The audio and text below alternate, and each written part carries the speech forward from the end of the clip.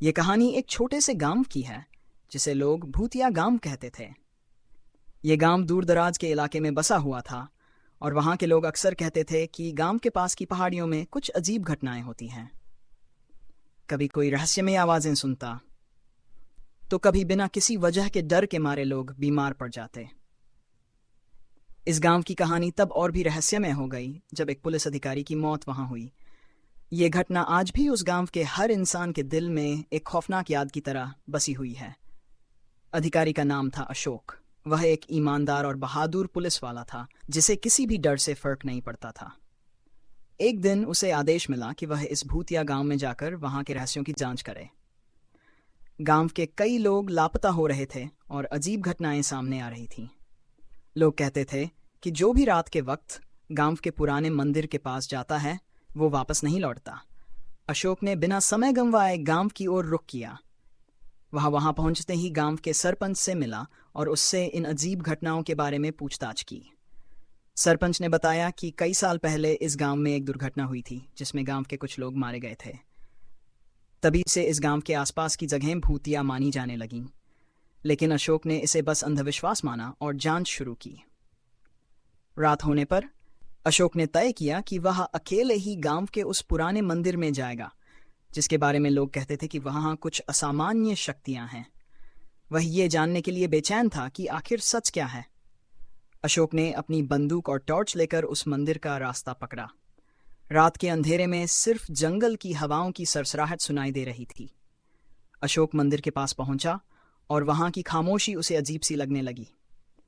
मंदिर के पास पहुंचते ही अचानक उसकी टॉर्च बंद हो गई। अब वहां सिर्फ अंधेरा था और उस अंधेरे में कुछ हलचल महसूस हो रही थी। अचानक अशोक को अपने आसपास किसी की उपस्थिति का एहसास हुआ। उसने मुड़कर देखा, लेकिन वहां कोई नहीं था। फिर एक ठंडी हवा का झोंका उसके शरीर से टकराया और उसे लगा कि उसके कंधे पर किसी ने हाथ रखा है। उसने मुड़कर देखा, लेकिन वहां कोई नहीं था। अब अशोक को भी लगने लगा कि शायद ये जगह सच में भूतिया है। वह वहां से भागने ही वाला था कि एक भारी आवाज ने उसे रोक लिया। उसके सामने एक काले साये जैसी आकृति उभर आई। यह आकृति इंसानी रूप में थी, लेकिन उसका चेहरा साफ नहीं दिख रहा था। वह आकृति धीरे धीरे अशोक के करीब आ रही थी। अशोक ने अपनी बंदूक निकाली और चेतावनी दी, लेकिन वह आकृति रुकी नहीं। अशोक ने गोली चलाई, लेकिन उसकी बंदूक से आवाज तो आई, पर गोली चली ही नहीं। अचानक उस काले साये ने अशोक को जकड़ लिया और अशोक का शरीर जैसे पत्थर की तरह ठंडा हो गया। उसकी आंखें डर से फटी की फटी रह गई और वह अपनी जगह पर ही जड़ हो गया। कुछ ही पलों में अशोक की आंखें बंद हो गई और वह वहीं गिर पड़ा। अगली सुबह गांव वालों ने अशोक का शव मंदिर के पास पड़ा हुआ पाया। उसकी आंखें खुली थीं और उसके चेहरे पर अजीब सी खौफनाक मुस्कान थी। उसकी मौत का कारण कभी पता नहीं चल पाया, लेकिन गांव वाले ये मानते हैं कि अशोक की आत्मा आज भी उस मंदिर के आसपास भटकती है, जैसे वह अपने मौत के रहस्य को सुलझाने की कोशिश कर रही हो। इस घटना के बाद किसी ने भी उस भूतिया गांव की सच्चाई जानने की हिम्मत नहीं की। गांव आज भी वीरान पड़ा है और लोग कहते हैं कि रात के वक्त उस मंदिर के पास जाने की गलती कोई नहीं करता, क्योंकि वहां अब भी अशोक की आत्मा भटकती है, अपने सवालों के जवाब ढूंढते हुए। अशोक की रहस्यमय मौत के बाद गांव में दहशत फैल गई। लोग डर से थर थर कांपने लगे। सरपंच और गांव के बुजुर्गों ने फैसला किया कि अब कोई उस पुराने मंदिर की ओर नहीं जाएगा। अशोक की रहस्यमय मौत के बाद गांव में दहशत फैल गई। लोग डर से थर थर कांपने लगे। सरपंच और गांव के बुजुर्गों ने फैसला किया कि अब कोई उस पुराने मंदिर की ओर नहीं जाएगा। गांव के कई परिवार डर के कारण वहां से पलायन करने लगे। जो लोग बचे थे वे रात होते ही घरों में छिप जाते और मंदिर की दिशा में देखने की भी हिम्मत नहीं करते। लेकिन अशोक के इस रहस्यमय अंत ने पुलिस विभाग में हलचल मचा दी। जब कई दिन बीत गए और अशोक का कोई सुराग नहीं मिला, तो विभाग ने एक और जांच अधिकारी को गांव भेजने का फैसला किया। इस बार इंस्पेक्टर राघव को इस काम की जिम्मेदारी सौंपी गई। राघव एक अनुभवी और सख्त मिजाज वाला पुलिस अधिकारी था, जिसे किसी भी तरह के अंधविश्वासों पर यकीन नहीं था। वहां अशोक के लापता होने और मौत की जांच के लिए गांव पहुंचा। राघव ने गांव में पहुंचते ही अशोक के बारे में जानकारी जुटानी शुरू की। उसने गांव वालों से बात की, लेकिन हर कोई डरा हुआ था और कोई भी सीधे तौर पर कुछ बताने को तैयार नहीं था। कई गांव वाले उसे सलाह देते रहे कि वह इस मामले में न पड़े, लेकिन राघव बिना डरे अपनी जांच जारी रखने का फैसला कर चुका था। वह ये जानना चाहता था कि आखिर उस रात अशोक के साथ क्या हुआ था। राघव ने अशोक के कदमों पर चलते हुए उस मंदिर की ओर जाने का फैसला किया। वह रात का इंतजार नहीं कर सकता था, इसलिए उसने दिन के उजाले में ही मंदिर की तरफ रुख किया। जब वह मंदिर के पास पहुंचा तो वहां की वीरांगी ने उसे कुछ अजीब जरूर महसूस कराया, लेकिन वह अपने इरादे से नहीं डिगा। मंदिर के अंदर प्रवेश करते ही उसे एक पुरानी और भयानक गंध महसूस हुई। मंदिर की दीवारें धूल और मकड़ी के जालों से ढकी हुई थीं। राघव ने मंदिर के चारों ओर ध्यान से देखा, लेकिन कुछ खास नजर नहीं आया।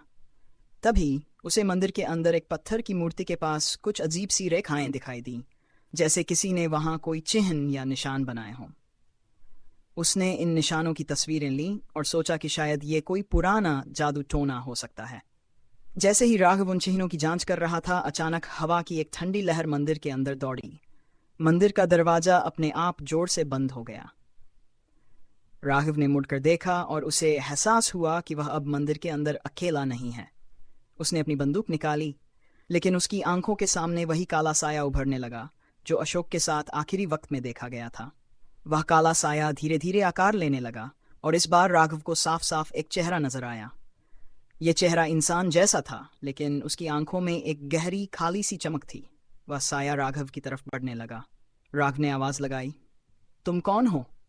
क्या चाहते हो? लेकिन कोई जवाब नहीं आया। साये ने फिर से राघव की ओर हाथ बढ़ाया और तभी राघव की बंदूक अपने आप उसके हाथ से गिर गई। राघव की सांसें तेज हो गईं, पर वह हिम्मत नहीं हारने वाला था। उसने पास रखी एक मशाल उठाई और उस साये पर फेंक दी। जैसे ही मशाल उस साये से टकराई, एक जोर की चीख मंदिर के अंदर गूंज उठी और साया धीरे धीरे धुएं में बदलकर गायब हो गया। राघव हांफते हुए वहां खड़ा रह गया, लेकिन उसने महसूस किया कि अब मंदिर का माहौल कुछ बदला हुआ था। वह समझ चुका था कि यह कोई सामान्य घटना नहीं थी। राघव ने उस रात गांव में रुके बिना सीधे वापस शहर लौटने का फैसला किया। उसने अशोक की मौत और मंदिर के रहस्यमय घटनाओं की रिपोर्ट पुलिस मुख्यालय को दी, लेकिन पुलिस विभाग में कोई उसकी पूरी बात पर विश्वास नहीं कर सका। इस घटना के बाद उस गांव के पास किसी भी अधिकारी को भेजा नहीं गया। कई साल बीत गए और गांव पूरी तरह वीरान हो गया। लोग अब उस जगह को शापित गांव कहने लगे। कोई नहीं जानता कि वह काला साया कौन था और क्या वह वास्तव में किसी आत्मा का प्रतीक था या किसी प्राचीन जादू टोने का नतीजा। आज भी अगर आप उस गांव के पास से गुजरें तो लोग कहते हैं कि रात के समय वहां से अजीब आवाजें सुनाई देती हैं, और अगर आप काफी करीब पहुंच जाएं तो मंदिर के पास किसी साये के कदमों की आहट महसूस कर सकते हैं, जो कभी अशोक के पीछे आई थी और अब भी उन रहस्यों को ढूंढती है जो उसकी मौत के साथ दफन हो गए।